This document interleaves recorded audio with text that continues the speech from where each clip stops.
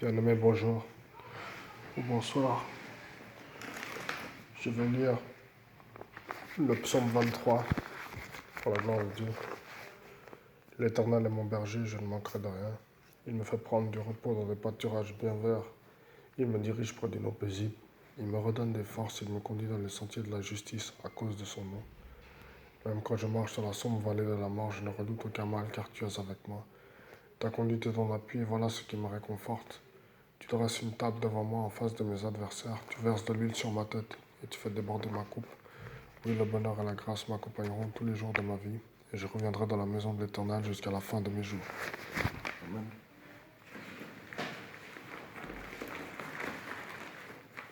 Voilà le psaume 23 pour la gloire de Dieu.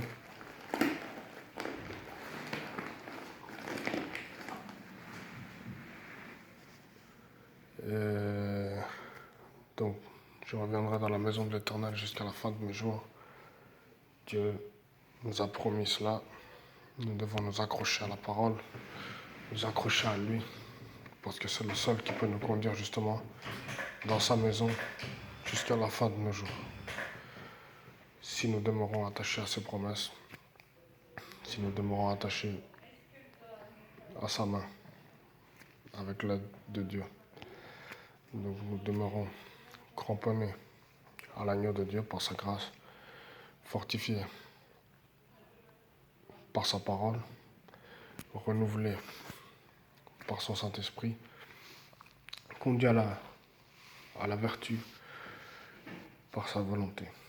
Donc que Dieu nous agrée, que Dieu nous conduise, que Dieu nous fasse miséricorde avec l'aide du Saint-Esprit, afin que nous demeurions attachés à sa vérité, à sa bonté, à sa volonté parfaite, qui est des projets de paix, selon Jérémie chapitre 29, et pour demeurer dans le sentier, pour continuer à croire, continuer à obéir, continuer à remercier, malgré les persécutions, malgré ce qui peut arriver de difficile, contre vents et marées, continuer à avancer au nom de Jésus.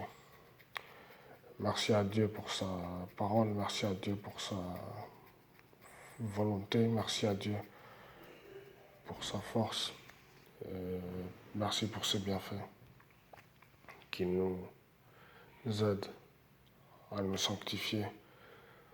Nous ne sommes pas parfaits, mais Dieu nous aide par sa parole à demeurer dans les promesses qu'il a acquises, dans les promesses qu'il a promulguées. Amen.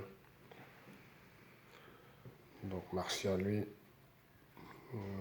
pour ses bienfaits, merci pour sa grâce, merci pour son amour, merci pour sa fidélité. Et tout cela est en nos mains. Par sa parole, il nous l'a légué en héritage. Nous sommes co-héritiers avec Christ, selon Colossiens.